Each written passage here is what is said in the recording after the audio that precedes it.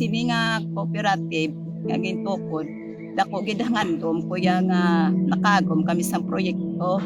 Nakita nyo naman nga kung magsulod kamo di kalain sa ngamon dalan. O gali si Hernalyn Noquera nga before ng sekretary ako sa Sabala Irrigators Association Incorporated. Kag nangin chairman ako subong sang Sabala Irrigators Agrarian Reform Cooperative.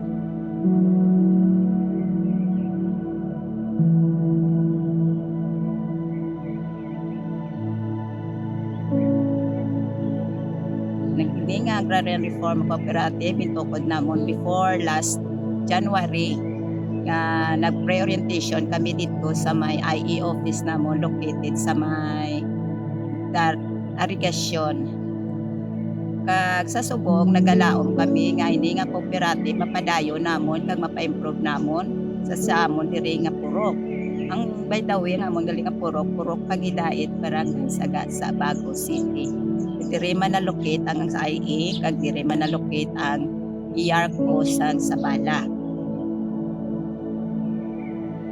Nang nagapasalamat gid ako sa pagbinuligay sang DAR niya kag sang CDE nga kami informa nga isa na ka cooperative.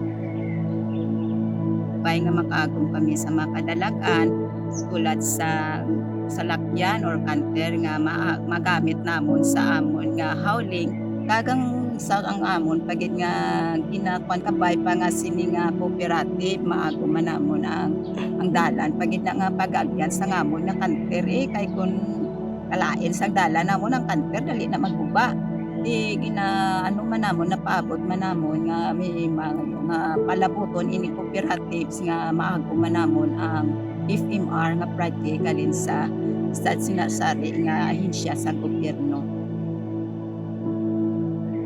Kabay pa nga sa sini isang paagi sini nga kooperatiba nga gintukod nga sang DAR nga sa collaboration nila sa NIA kag sang CDE maagom naman namon ang ini nga mga handom para naman sa amon nga masunod nga henerasyon.